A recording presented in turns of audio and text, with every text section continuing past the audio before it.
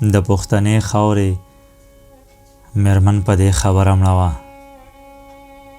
د جنگ خلاف او د امن په سندره مړه وه. وطنه زار شم ستا د ښار غټان ماړه ودو، یوه ماشومه په فوټپات باندې نهره مړه وه. نه ترېنه ما چرته په ژوند باندې قرار کړی و، نه ستا د عشق د اور لمبه زما د سره مړه وه. ما د ښکاري د ټوپک ډز له جوازونه کتل چې د جومات په مناره باندې کونتره مړه وه.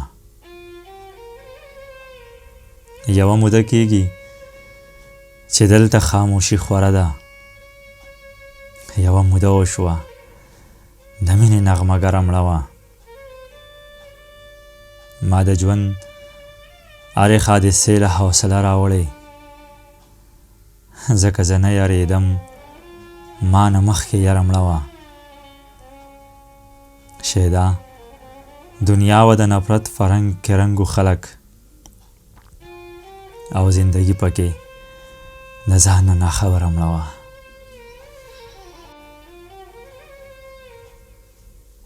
نور خلک د دنیا په تجربو پورې نښتي، زما د قام بچي دي په نشو پورې نښتي.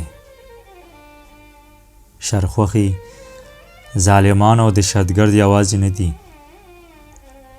بلها بدرنګ نومونه پښتنو پورې نښتي. زما قتل یې وکړو او اوس ځان پټوي تښتي، زما د وینو رنګ یې په جامو پورې نښتي. چې مرګ دی نو څه خلکو له خوب نه ورځي له یریږي، څه خلک د قارون په خزانو پورې نښتي. سیلاب دی د جونګړو د ساتلو غم په کار دی، شیخان او ملیان دي په تسبو پورې نښتي. شرخوښې دي لګیا دي انسانان په خر کې وجني، ښکاریان دي نو په غرونو کې مرغو پورې نښتي. دا څوک دی چې هر وخت د ازادۍ سندرې وایي، زنځیر د غلامۍ دی په خپو پورې نښتي.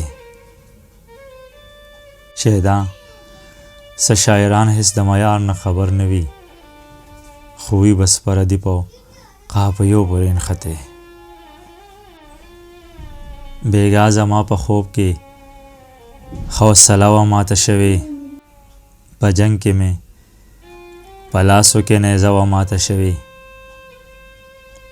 دا ما پې ستا د غم پیټې ټول عمر ګرځولي، په دې وجه زما د ژوند اوږه وه ماته شوې.